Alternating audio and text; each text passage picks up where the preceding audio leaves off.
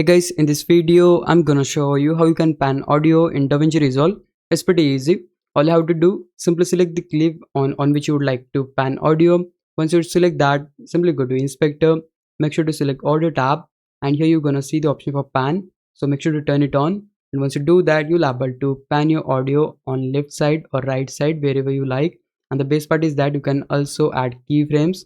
So for example, let's say I want my audio on left side, like from this to this point I want my audio on left side, so I'll just move my slider right here. Then simply I can just put this on the left and simply gonna add the keyframe, so that way from this point to this point my audio gonna be on left side.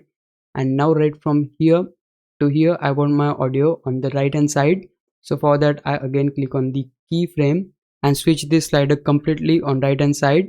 That way we'll able to create keyframe. Like if I just enable this, you'll able to see that we have added keyframes like right here and right here, and here in between these keyframes we have smooth transition from left to right.